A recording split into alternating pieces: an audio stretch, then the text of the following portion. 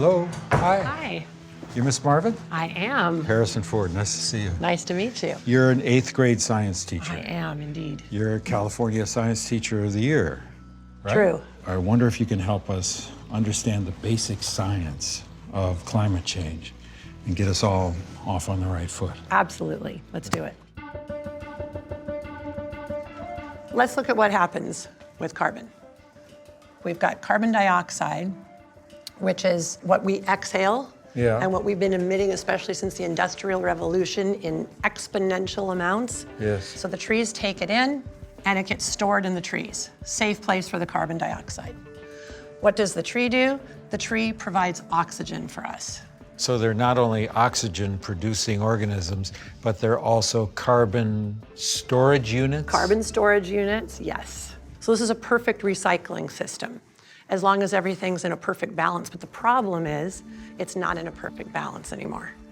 We have been polluting the atmosphere. We have been putting way too much carbon dioxide, much more than we have the ability to recycle through our green organisms. So what happens is it creates this blanket around the Earth. The sun is shining its radiation down on the Earth, and some of that goes down and heats the Earth, and some of it bounces off.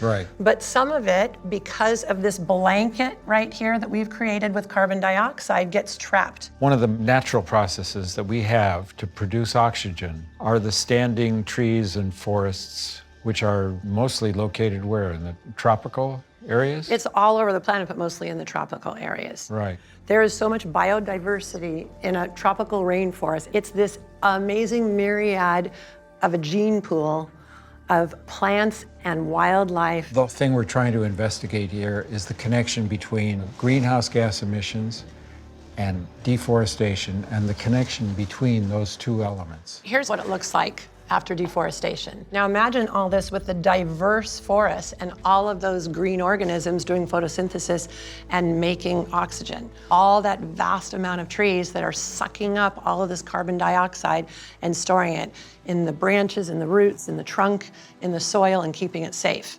And then they deforest it, chop it all down, and very often what they do after that is they burn it. So what they're doing in Indonesia affects what's over your home and my home and the entire planet. So this is not Indonesia's problem. This is everybody's problem.